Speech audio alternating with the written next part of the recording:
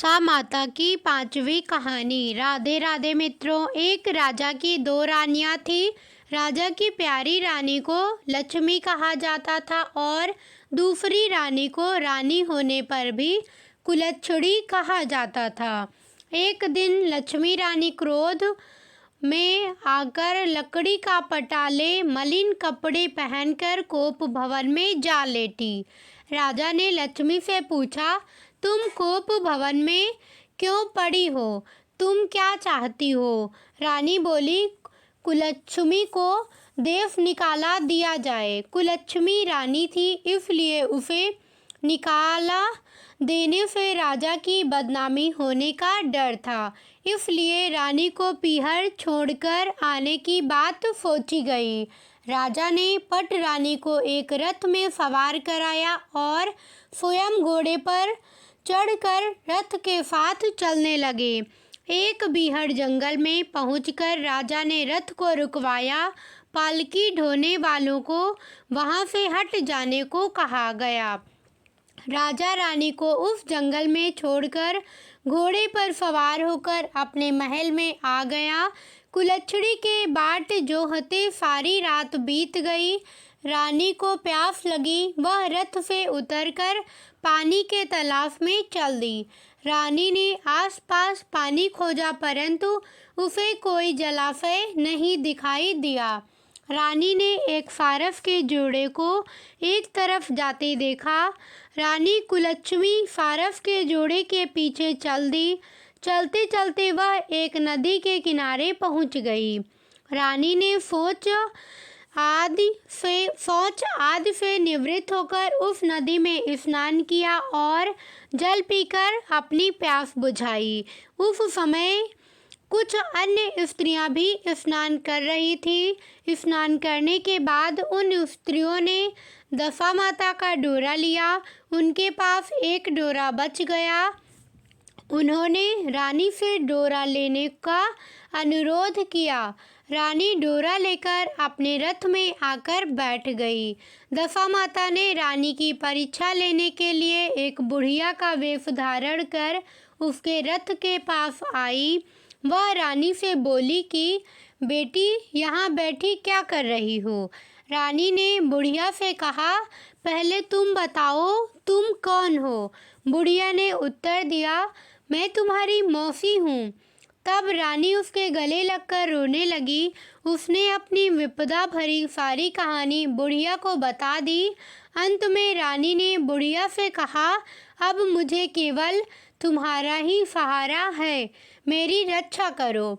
दशा माता की कृपा से उसी जगह माया का शहर बस गया। रानी के भाई भाभी आदि सारा मायका वहां प्रकट हो गया। रानी ने अपने पीहर के साथ मिलकर 9 दिन दशा माता की कथा कहानियाँ सुनाई। 10वें दिन डोरे की पूजा होनी थी।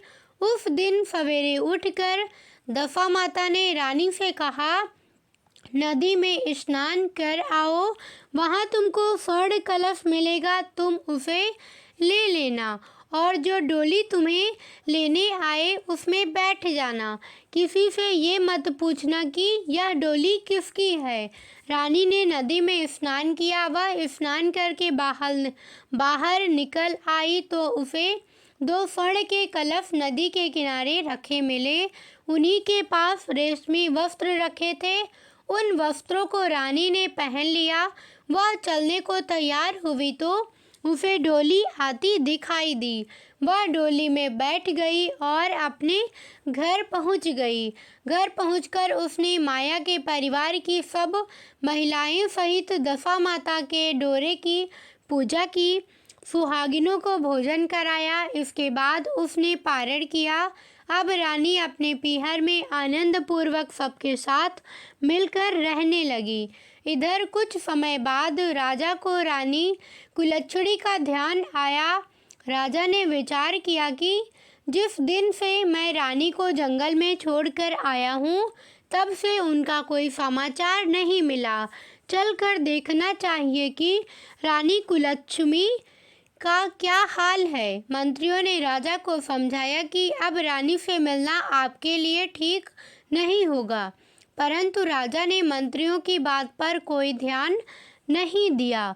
वह घोड़े पर सवार होकर उसी स्थान पर पहुंचा जहां पर रानी को छोड़ आया था। रानी को ये देखकर बड़ा आश्चर्य हुआ कि यहाँ तो सघन वन था, परंतु अब यहाँ रमणीक बस्ती बसी हुई है। राजा ने लोगों से पूछा, यह कौन सी नगरी है? लोगों ने उसे बताया कि यह कुलच्छमी का नगर है। अब तो राजा के आश्चर्य का ठिकाना ना रहा। वह बार बार सोच रहा था कि यह नगर मेरी पट रानी कुलच्छमी द्वारा बसाया नगर है।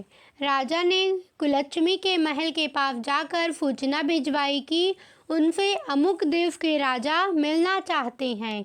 रानी ने राजा को पहचान कर मिलने से मना कर दिया, परंतु मौसी ने उसे समझाया कि हिंदुओं में तो पति परमेश्वर माना जाता है। तुम्हें यही उचित है कि तुम यथाशक्ति उनका आदर सत्कार करो। मौसी के कहने पर रानी कुलच्छमी ने राजा को महल में बुलवाया। दोपहर को राजा को भोजन पर बुलाया गया। राजा के साथ नाई भी था। रानी राजा और नाई को भोजन कराने लगी। पहली बार रानी ने नाई की पतल पर भोजन परोसा तो नाई ने रानी के पैर पर एक छींटा लगाया। रानी इस भेद को नहीं समझ सकी कि नाई ने उसके पैर पर रायते का छींटा क्यों मारा। रानी दूसरी बार पोशाक बदल कर फिर आई। राजा मन में सोचने लगा कि यहाँ तो बहुत सी रानियाँ हैं, सबकी शक्ल एक जैसी है। मैं अपनी रानी को कैसे पहचानूंगा?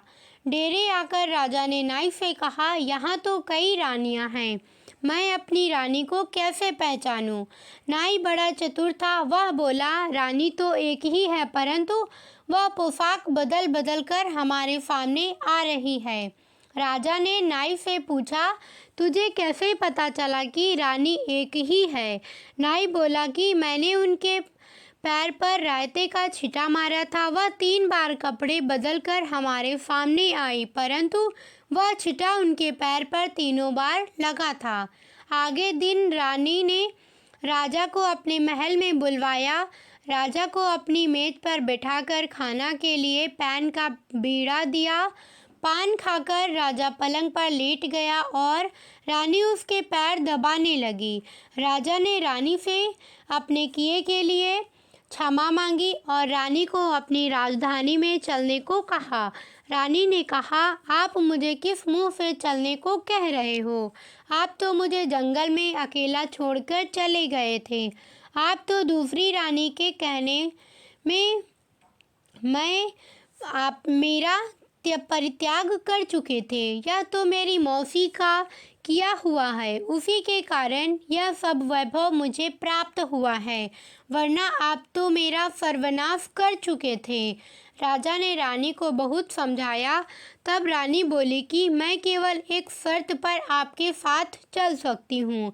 आप मेरी मौसी से वरदान मांगेंगे कि यह नगरी आपकी राजधानी के पास पहुँचा दे, जिससे जब मेरा मन चाहे आपके पास रहूं और जब जी चाहे तो मौसी के दिए महल में चली जाऊं। मेरी मौसी बड़ी दयालु है, संभव है कि वह हमारी बात मान जाए। राजा ने दशा माता मौसी से प्रार्थना की। मौसी ने राजा की बात मानकर दोनों शहरों को पास पास स्थापित कर दिया, मानो एक दूसरे के ही भाग हों।